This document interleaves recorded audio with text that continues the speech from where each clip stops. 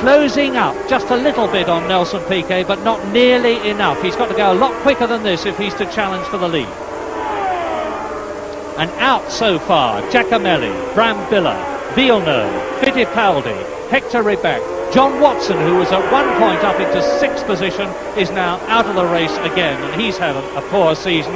John Watson 6th, but now out of the race as there Alan Jones 2nd, Jabouille 3rd. Don't forget ahead of them is Piquet, and there on lap 40 is Piquet.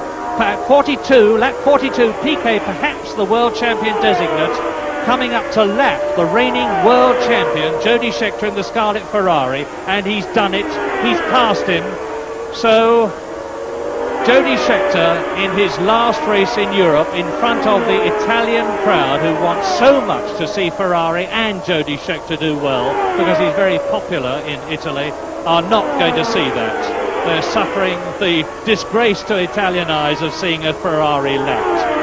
That's Keke Rosberg in the Fittipaldi going through the chicane. Rosberg is in 10th position and he's about to be lapped very shortly by the leader, Nelson Piquet, as they come out of the Acqua Minerale and go from there into the Variata Alta and down to the Rivazza bends that they're at now. That leads into the 3rd chicane. So Piquet, and that's Andretti. Mario Andretti looks as though he's out of the race. If he is, that will be the 11th time in 13 races. He was in 6th position, and the rumours of him joining Alfa Romeo may well be true. We'll soon know. Mario Andretti seemingly out of the race. Piquet passed Rosberg, so he's lapped everybody up to 9th position now. They're on lap 49, and we look at Alan Jones going behind, and that's Pironi off. Pironi off. So Pironi in 8th position, but he rejoins with no problems as Alan, and there's the battle for 4th position.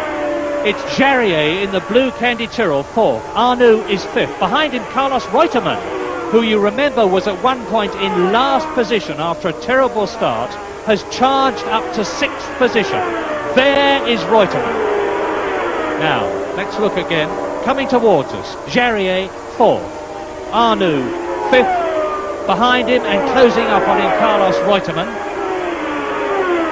Reuteman, if it was clutch troubles, he's sensibly let the clutch correct itself, and you can do that, and Reuteman's going to close up on Arnoux now. Reuteman challenging, and Reuteman going through to take 5th position. Arnoux waves him through, so Arnoux knew him was there, could do nothing about it, moved over, waved him through. Reuteman up to 5th position, and now charging after Jean-Pierre Jarier with the 6th place man, René Arnoux, dropping back all the time into the Acqua Minerale. Reuteman out of it, and that Jarier spins. Jarier, who was 4th, up into 4th position goes Reuteman, up into 5th position goes René Arnoux, away goes Jean-Pierre Jarier, and he's lapped by Nelson Piquet, the leader. So Piquet has lapped everybody up to 5th position, really charging through the field. There is Piquet. And there are the positions on lap 49. Piquet, Jones, Jabouille, Carlos Reuteman, then Arnoux 5th and Jean-Pierre Jarier in 6th position.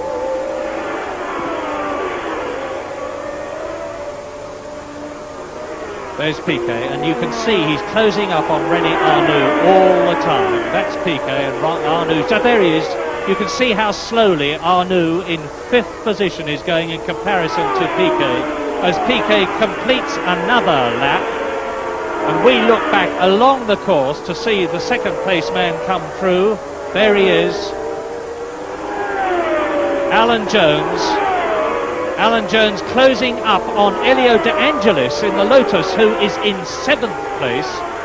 And now Nelson Piquet leading his 3rd Grand Prix of 1980.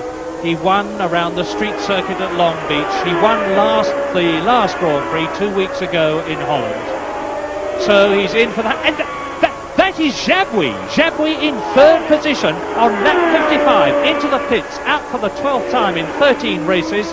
And things are happening all round the circuit. We hear that Jarier and Arnoux have dropped back. So Piquet leads, Jones 2nd, up to 3rd position goes Carlos Reuteman, to 4th goes De Angelis, to 5th goes Pironi, very closely challenged by Rosberg in 6th position.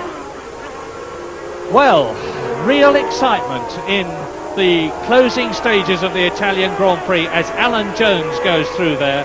And there is Nelson Piquet leading now by some 25 seconds, leading the World Championship by a single point from Alan Jones if he keeps going.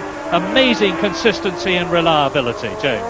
Yes, well, it looks to me, Murray, as if everything's coming right for Nelson Piquet at the end of the year. He seems to be, we're starting lap 58 now, he's got 2 laps to go only with, and if all goes well, he'll go into the lead of the World Championship. Sorry, 3 laps to go now, and teach me to read properly in Italian. But he's coming good at the right time, and I do believe in fate and sort of trends, you know, the way things go, because Alan Jones, you know, he made his mistake at Zandvoort. It was only the second mistake he's made this year, really, and it's proved very, very costly because they seem to be down now. The team seems to be down. Things are going badly for him, and this isn't all driver confidence. Jones is a better driver than that. And Piquet, on the other hand, you know, as I said several times already, Rabat has shown the form of the car. Piquet's car is suddenly going really well for him. Reliability has been there. He's been steadily accumulating points, and now suddenly he started winning races at just the right time. And if he does it, he will have done one of the rare feats of winning the championship at his first really serious attempt this year. He was number 2. It was his first season last year. This is his first proper attempt. Jackie Stewart did that. Not many people have done that sort of thing. He's a very, very mature driver. He's a young guy. He's got terrific brain power. He's fast and he's very competitive. But of course, we've still got a couple of races to go after this. I'm assuming that he and Jones are going to finish in the order that they're running at the moment. It's really up to the Williams team to turn things around, to steady themselves down, get their car right, and see if they can reverse the trend. The car has proved to be generally this season a better car than the Brabham. So, as I say, Williams have basically got to get that situation back right, and then, of course, it'll be up to the fates and who doesn't make a mistake. That is Carlos Reuteman that we've just been looking at, who's in 3rd position. René Arnoux there, dropping back all the time. We are on lap 59 in this 60-lap Italian Grand Prix, held for the first time at Imola, near Rimini and Bologna. And I think we will probably be seeing the Italian Grand Prix alternate between Monza and Imola henceforth, because the people at Imola have put in a terrific effort to make this a really good circuit. They've spent over £2 million on it since last year, and it really shows. Lap 59 then, Nelson Piquet. You can see he's stroking it home. He's not using the full width of the circuit on the corners. He is, of course, getting pit signals all the way round from probably Alistair Caldwell, telling him exactly what his position is. He's some 25 seconds now ahead of Alan Jones, and only the cruelest stroke of fate could rob him of his 3rd Grand Prix victory this year. Coming down to the end of the 59th lap, into the 3rd chicane, into the right-hander, accelerate away up to the Tamburello, which is a very fast, sweeping left-hander, 5th gear, and the Renaults just beyond this point in practice were doing 190 miles an hour. Absolutely incredible. And Piquet was doing about 187. So Piquet on his way now up into the Tosa bend, up through the gearbox, 3rd. Now he's approaching the highest point of the course, the Piratella, before he plunges down at some 180 miles an hour, down for the 60th and last time to the new chicane, the Acqua Minerale, the right, left, right, and out of it.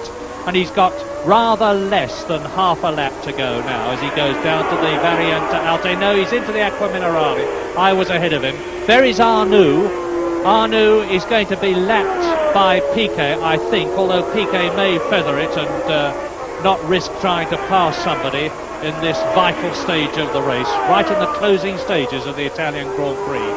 Arnoux ahead of him, the turbocharged Renault, the Ford-powered Brabham, 3-litre, normal aspiration, where of course the Renault is turbocharged.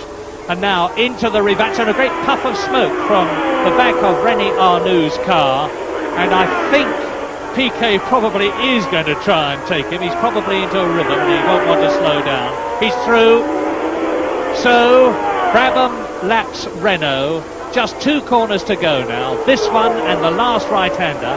Then Nelson Piquet will see the checkered flag for the 3rd time first this year.